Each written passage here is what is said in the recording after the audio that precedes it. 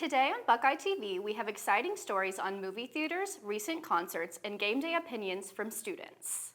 We'll also discuss club sports teams and how people balance school while working. Stick with us for more right here. Today on Buckeye TV.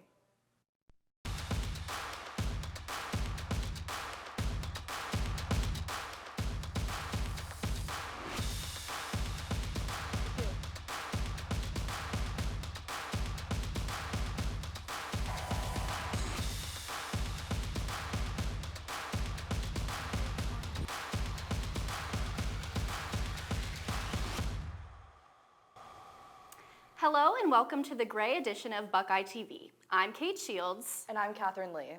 Today, we'll take a closer look at pop star Sabrina Carpenter's tour opener right here in Columbus and what fans had to say about the highly anticipated night. And later, we'll find out once and for all, which do students prefer, North or South Campus? Stick with us for the answer. Up first, we find out how students at Ohio State balance their health with all the other difficulties that come with being in college. Will Steigerwald has more. Work and health. Balancing these three items is a struggle for really any university student. I'm outside of the RPEC right now to ask Ohio State students walking in and out of their workouts just how they find time to stay healthy while keeping that GPA high and that bank account higher. Speaking to different Buckeyes walking into their workouts, it was obvious they prioritized their health based on how long they said they work out a week. 3 hours a day. 4 to 6 times a week. Anywhere from 4 to 6 days a week. How these students managed to keep their body healthy ranged, but it all came back to one thing: balance. Well, when you're a bartender, school is usually in the mornings and then shifts at night. There's usually a little bit of time in between. I don't work every single day. So on the days I'm not working, I kind of really hammer at home on schoolwork. I always try to base my workouts around when I have classes because it's a long walk to my house, so I just fit it in. Right now I have class like this afternoon, so I'm here to the gym right now, class after, schoolwork after that. Just getting there is the hardest part. Once you're actually like in the gym, I find it really relaxing. It's a break for me. I don't have to worry about checking my phone, what's going on with Carmen. I don't have to worry about my assignments. I'm just there, I'm at the gym. Really only have like one completely free day, and that's usually like a Sunday or Saturday or Sunday. And then those days I always like try to work out. Sometimes I just shorten up my workouts and increase the intensity, you know what I mean? So These students also had tips for others on how they can stay active and healthy while on a daily time crunch. Don't be too focused on just like, I have to go to the gym, I have to eat perfectly all the time. Like, go out on Friday night and enjoy time with your friends and eat a giant cheeseburger and like get back to it on Monday. I would say prioritize diet and sleep before you worry about exercise. Working out isn't hard. It's hard doing it every day. Getting yourself to do it every day. For an environment that's as chaotic as a college campus, always remember to prioritize your health. For Buckeye TV, I'm Will Steigerwald. As many Buckeyes have settled into the school year, the long-lasting debate of whether or not North or South Campus stands superior is relevant to students every day. Reporter Elena Dolinger has more. A classic debate here at Ohio State is whether or not students prefer North Campus or South Campus. Today we're going to talk to some fellow Ohio State students to see what they prefer and why. Which side of campus do you think is better, North or South? I think North Campus is better. And what about North do you like in terms of maybe dining, housing, all of that? Anything?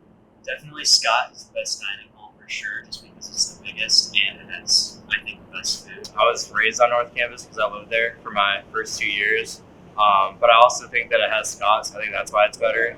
I think South needs to improve on just getting like a bigger dining hall that's like unlimited, I would say. I like North Campus better. I think the food establishments are better, and I feel that it's a lot safer. I think South could definitely improve on their safety. I feel like most of the crime alerts happen on South, which makes me a little nervous sometimes.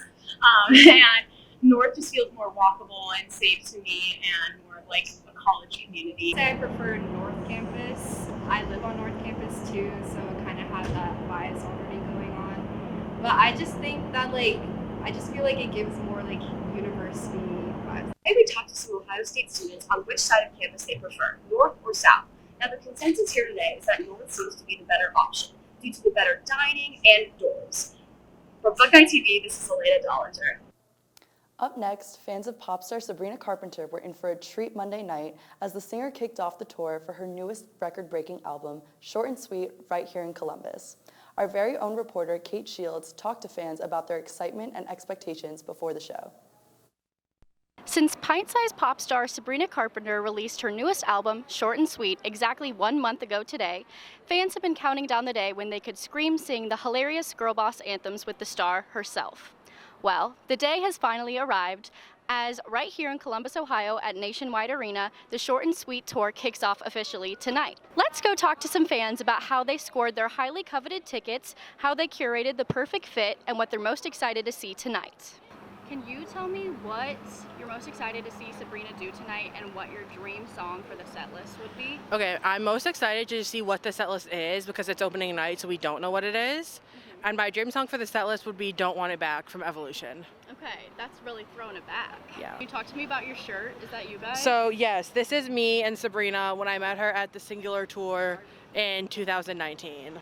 Sabrina has her own ties to the Buckeye State, as her father and grandparents are Columbus natives, although the last time she performed in the city was 8 years ago at A&R Music Bar before her recent skyrocket to sold-out arena fame. It went from 0 to 100 overnight, and I didn't expect it to be as stressful as it was, and it's kind of surreal to see. I feel like you've claimed ownership, though, as an OG fan with your outfit. Yeah, So since 2014. Fans fought hard for tickets in the Ticketmaster queue, with over 85,000 pre-sale members entering with only 20,000 nationwide seats available. However, Cash App pre-sale fans got extra lucky. What's your ticket buying experience like? It was fine. I was in clinicals at the time. I was like, guys, I gotta take my break. I was in the queue maybe for like 2 minutes. You make your pins? No, they were selling them at the merch booth. I gotta get over there. Yeah. Behind. Yeah. I gotta get to the merch. Well, we'll just have to wait and see which fans' dreams come true tonight. This is Kate Shields reporting for BuckeyeTV. The Ohio State men's soccer team continues to dominate, coming off a 3-0 win over Rutgers. They'll look to keep that streak alive this Friday when they face Indiana at home. And Buckeye fans, get ready. Next Friday is the matchup you've been waiting for as Ohio State travels to Ann Arbor to take on Michigan. We'll be right back with a look into Ohio State sports teams, how students prefer to watch movies, and when is the best time to catch an Ohio State football game. Stick with us right here on Buckeye TV.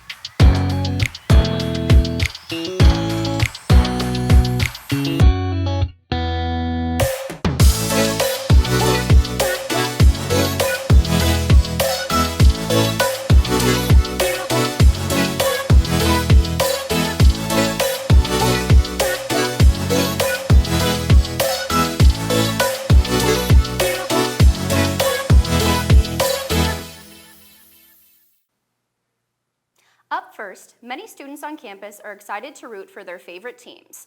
But what about the club teams on campus? Our very own reporter Riley Rockcamp gives us the scoop on club sports teams on campus and how they are overshadowed by the varsity teams. Thousands of students gather weekly for football games at the Shoe and basketball games at the Shot. But how many attend club sporting events? Due to the extreme talent the varsity teams provide here, the club teams at Ohio State are forgotten. Do you feel club sports on campus are undervalued and underrated, and why? I definitely think so. I think that it still takes a lot of work to be on a club team, and you put a lot of time and effort, and I think it should be recognized more. I think because of our varsity teams are so competitive and so well known that the club team doesn't get as much recognition as it should. Can you explain the amount of time and effort it takes to be on a club team here at OSU? I think most people think it's just 2 practices a week and a couple games, but it definitely goes way more into it. There's a lot of team meetings and games over the weekend and tournaments can take up your whole time. It's a lot of balance between your schoolwork and your athletic life. This week alone, I've probably put 15 hours into it. It's really hard from a presidential standpoint, trying to figure out how to do everything. And there is a lot of support from club sports, but it kind of just feels like you're figuring it out on your own. How many students typically come to a home game to support?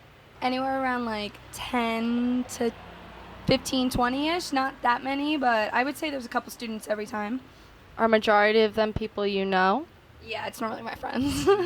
Not that many. So I came to a couple games last year, and there was not nearly as big as a crowd as you would think. It'd be a couple parents, maybe boyfriends, girlfriends, select few friends, but not that much of an audience. Probably around 10. It's usually somebody's friends or boyfriends, maybe a parent or two from somebody who lives in Columbus. Ohio State club teams deserve to be celebrated and acknowledged. These student athletes agree. From Buckeye TV, this is Riley Rockcamp signing off. As it finally cools down and we spend more time inside, many use movies to keep them entertained while staying warm. But with so many viewing options, it can be hard to choose a favorite way to watch movies. We have a Buckeye TV reporter, Arya Parikh, gathering students' opinions on how they watch movies. It used to be that you could only watch a movie if you went to the theaters. Now there are many more at-home viewing options. Do students today like to go to the theater still, or do they like to watch movies from the comfort of their own homes? Today we're going to interview some OSU students and find out. When's the last time you went to a movie theater? It'd be early August. I went to see It Ends With Us in theaters. A few months ago, actually, I went and saw A Quiet Place Day One. I think the last movie I saw was probably in December. I saw the new Hunger Games movie. Do you like to go to theaters usually for your movies, or do you like to watch at home? Usually, I'd say I like to watch them on like a TV screen, like with my friends, or on my laptop sometimes. I think I like to see new releases in theaters.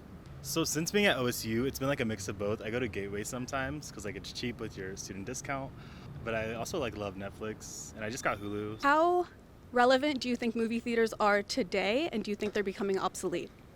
Yeah, I feel like today with so many streaming services, it's pretty easy to watch movies just from your house without having to actually go anywhere. So I feel like they're slowly becoming more and more irrelevant. Movies are also expensive. Like you can rent one online for like $3, but like a movie ticket's like $12. We just talked to a couple of OSU students today about movie theaters and whether or not they still go to them. The consensus seems to be that movie theaters are becoming obsolete with all the streaming services now provided, but some people still like to see current new movies in the theaters. With football season in full swing, we have already experienced noon, 3:30, and night games. But is prime time really prime time? Here to find out the opinions of Ohio State students is Catherine Lee. As Ohio State students, some could argue that we eat, breathe, and sleep Buckeye football. But are there certain hours of the day where we're more willing to celebrate our fellow Buckeyes than others? Here I am on Ohio State's campus to figure that out. What is your favorite Ohio State game time? I like noon games. Noon games are the best. Can I ask why? Yeah, so you get to wake up early and like do all the pregame stuff, like scroll session, all that. Go to the game, then you still have like the rest of your evening to hang out with friends and whatnot. So it's fun. Yeah, I'd say 7:30 is prime time. Night games are always fun. It's a good atmosphere and everything. The night vibes, I think it's just so much fun, and it being dark, yeah. Do you have a certain schedule that you follow for night games compared to the others? Not specifically, but not waking up early is nice. What time game do you prefer? 7:30 p.m. I also prefer 7:30 p.m. Could I ask why? because then it's less hot. I agree with that, but I also feel like the energy at the night games is a lot higher than the afternoon games. And there you have it. A majority of the Ohio State students seem to enjoy 7:30 games. However, don't count out noon or 3:30 games just yet. For Buckeye TV, this has been Catherine Lee. Want to kick off your weekend stress-free? Momentum Contemporary Ballet and Four Paws for Ability are hosting Puppy Pilates this Friday at 4 p.m. It'll be held in the Ohio Union's Dance Room 2, where you can enjoy a relaxing Pilates class with puppies roaming around. And the best part, it's free. Stay with us. After this break, we'll find out once and for all, is Markiplier hot or not? Right here on Buckeye TV. Before Lincoln Live was able to look like this, it started from this. From the moment Mr. Lowry walked through the doors at Gahanna, he wanted to establish a new culture. It was a whole new world for us. And it's safe to say that at first, it was a little rough. And to see what Lincoln Live has become over the past 5 years is incredible. Let this program be an example that anything is possible, so long as you run faster, work harder, and have fun.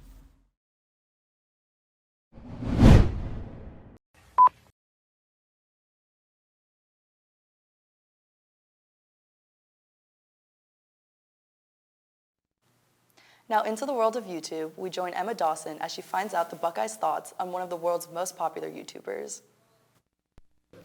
Mark Fishbach, more commonly known as Markiplier, has amassed over 37 million subscribers on YouTube through his Let's Play gaming content. But it's not only his charismatic personality that draws an audience in. Millions of people across the globe have thirsted over Markiplier in his 10-plus years as a YouTuber, so much so that in 2022 he started an OnlyFans account where members can pay money to see not safe for work content in order to raise money for the Cincinnati Children's Hospital and the World Food Program. There was so much engagement with this content that the OnlyFans website crashed almost immediately. Today, I took to Ohio State's campus to find out what our community thinks on the matter. Markiplier, hot or not? I think Markiplier is hot. I've heard of him. I'm not subscribed, but I've seen a couple of his videos. I think I'm subscribed. I should be for a couple years now. I believe Markiplier is a very attractive man. I knew his name, and then when you brought it up, I was like, wait, I don't know what this man looks like. And no, I have not subscribed, but I feel like I need to be in on the lore now. I wouldn't say he's my type or that I'm obsessed, but I would combat anybody who says he's ugly for sure. I mostly just walk in on my roommate and his girlfriend watches his videos, so yeah. I find Markiplier unbelievably attractive. I think it goes beyond just the very masculine face. I think the personality attributes to that as well. With an almost unanimous vote, we find the affirmative. Markiplier is, in fact, hot. Well, at least not ugly. For Buckeye TV, this has been Emma Dawson. After nearly 60 years of serving the community, Beer Stube closed its doors for good this past weekend. The longtime campus bar, a staple for generations, shut down as the owner announced they had to vacate the building by October 1st. The closure marks the end of an era as developers move forward with plans to replace it with a new apartment complex. Coming up, it's been one of the driest summers in Ohio's history. We'll take a look at how farmers have been affected by the lack of rainfall and what caused this dry spell. Stick with us for that story and more after the break, right here on Buckeye TV.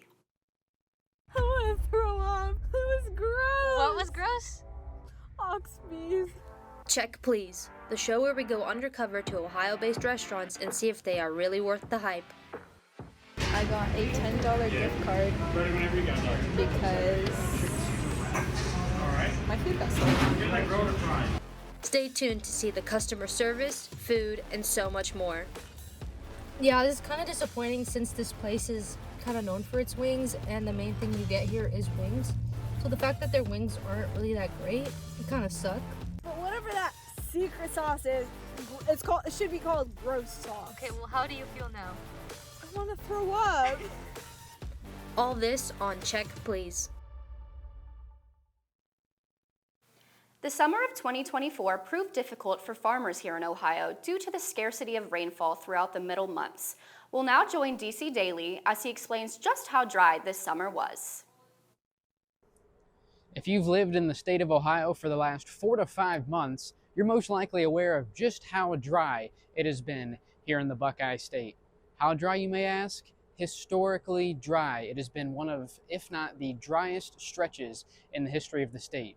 But what causes this, and what effects does it have on the agriculture here in Ohio? The answers, right here, at Scott Hall. Yes, so my name's Aaron Wilson, A-A-R-O-N, Wilson, W-I-L-S-O-N. I'm the Ag, Weather, and Climate Field Specialist for Ohio State University Extension and the State Climatologist of Ohio. Yeah, so droughts, there are a lot of different types of droughts. Actually, when we think about the lack of rainfall over a period of time, we call that meteorological drought. The longer this goes on, the soil moisture continues to lose its moisture. Stream flows start to fall, our creeks, our streams, our lakes, our rivers, and then it starts having a lot of different impacts on agriculture, wildlife, ecosystems, and even humans. So, we've been having 200 bushel corn, 60 bushel beans in previous years where we have, great moisture. Now we're lucky to get 120 bushel corn, and then beans are just absolutely destroyed. Beans rely heavily on water, so they're down to like 30 bushel beans. I was walking out in the fields and there was soil that was literally cracked. I mean, when the soil cracks, that means it's too dry. That's bad. I've been on the farm for 7 years and I've never seen it this bad. The people I'm with, they've been farming for 40 years and they said it's only been this bad since the 80s. I mean, the 80s was the only other time. That's a big time in farm history. For more information on how your county has been affected by this year's drought, you can head on over to the Ohio County Journal at ocj.com. This is DC Daily reporting for Buckeye TV. That's all for today's Gray edition of Buckeye TV. Thank you for joining us. Be sure to tune in next time for more news and stories from around campus. I'm Kate Shields. And I'm Catherine Lee. Have a great day, Buckeyes.